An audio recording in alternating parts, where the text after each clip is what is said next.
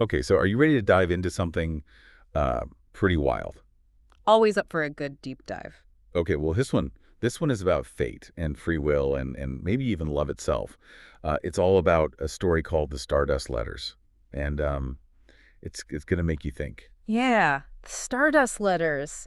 I love the premise of future self-communication, Wow. right? Like the idea of getting messages from your older, wiser self. It's a great concept. Yeah, and in this story, there's a man named Marcus who's been receiving letters from his future self Wow. every year on his birthday Oh, wow. for 63 years. That's a lot of birthdays. Right. That's like imagine like a lifetime of guidance, like little notes, Yeah. warnings, maybe even spoilers, all delivered right to your mailbox. Yeah, it's a fascinating concept, right? Like, how would that shape your life, knowing you're getting advice from your future self? And here's where it gets even weirder. This year, the letters stopped. Oh. On Marcus's 64th birthday, there's nothing. Like no letter. Well, No cosmic pep talk. No cryptic clues about what to expect. It's like someone just hit the mute button. like the universe just went silent. That's really interesting. Like that silence has got to be deafening. Totally. And it makes you wonder, like, what happened? Why did they stop? Yeah. And what does it mean for Marcus's life now? That's what really got me hooked on this story. Like, what does that silence mean? Right. Is it a bad omen or just like a sign that things are changing? Yeah, like were the letters a good thing or a bad thing? I mean, on one hand, you're getting guidance, but on the other, does it kind of take away your free will? It's like a self-fulfilling prophecy, Yeah. right? Like if you know what's coming, do you even try to change it? Right. Or does that knowledge just become the thing that drives you? Like it's a real mind bender. It makes you think about fate and destiny and free will. Like, Yeah. are we really in control of our lives? And it's all explored through these seemingly simple letters. Hmm.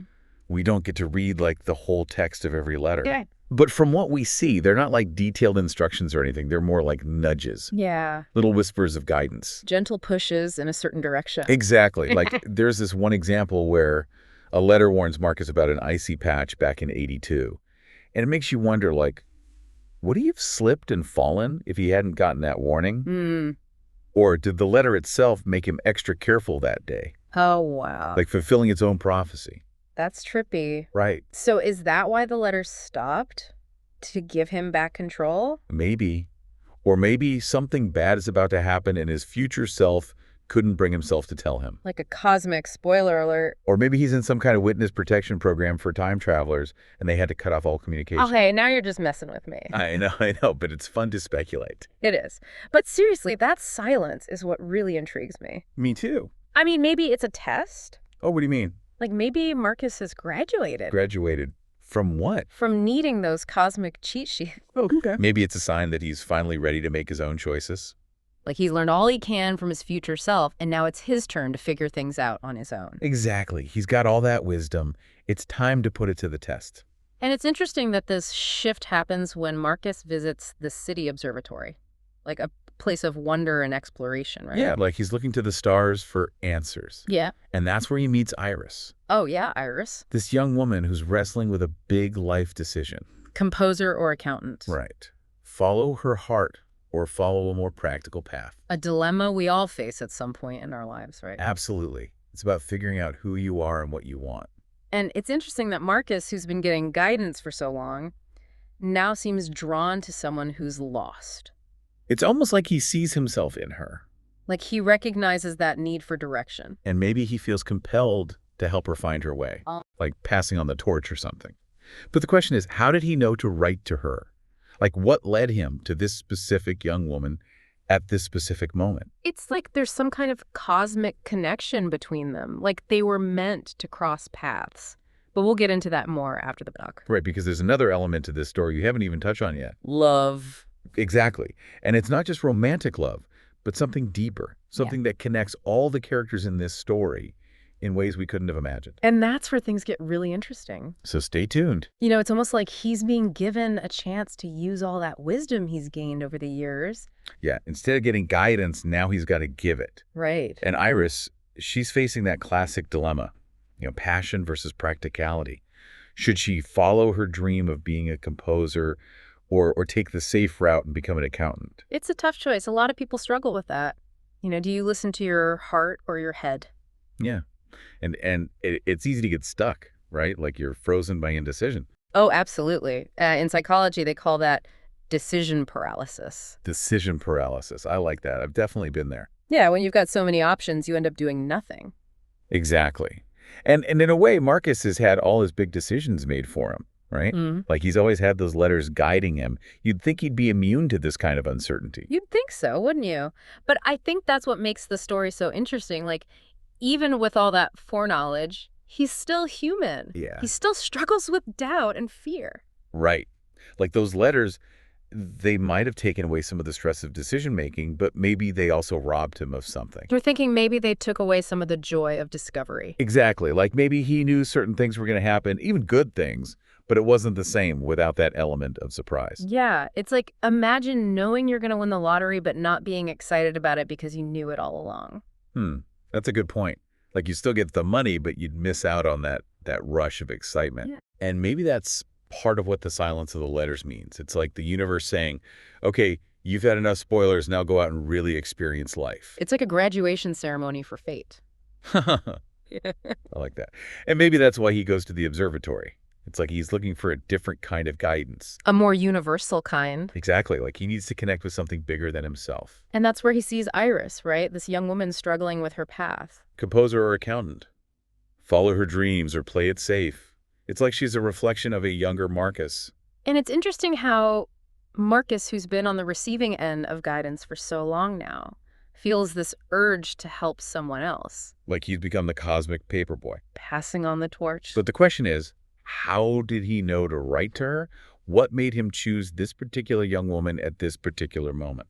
That's the mystery, isn't it? Like, was it fate or intuition or just pure chance? Or maybe something else entirely, something we can't even comprehend. Yeah, it's like those Stardust Letters. They're not just about predicting the future. They're about something bigger. They're about connection. And love, don't forget about love. Oh, yeah, that's right. There's this whole other layer to the story, this love story between Marcus and his late wife, Eleanor. And it's not just a simple love story. It's something that transcends time and space. Like, their love is somehow woven into those Stardust Letters. And that's where things get really interesting. Like, how does Eleanor's love continue to influence Marcus even after she's gone? And what does it have to do with Iris? It's almost like Eleanor's love is a form of Stardust itself. Whoa, okay, now you're really making me think. But we'll dive into that more after a quick break. Okay, so we're back, and we're just talking about this idea of love as a form of stardust and how it connects everyone in the Stardust Letters. Yeah, like how does love transcend loss and time? How does it continue to shape us even after someone is gone? The Stardust Letters really makes you think about that. Right, and it's interesting because we never know for sure who's sending Marcus those letters. Right, it's left open to interpretation. But there are all these little hints that point to Eleanor. Like how the constellation script reminds Marcus of her handwriting. It's almost like she found a way to write him letters from beyond the grave. That's kind of spooky, right? It is a little bit, Yeah. but it's also kind of romantic. Like, even though she's gone, her love is still reaching out to him. And guiding him, Yeah. right? Like those letters, they're not just about telling him what's going to happen. They're about helping him become the man she knew he could be. It's like those letters are a part of her. I think that's a beautiful way to look at it. Like, those letters are a manifestation of her love, her hopes, her dreams for him. Yeah, and it makes me think about how even though someone might be physically gone, their love can still have a powerful impact on our lives.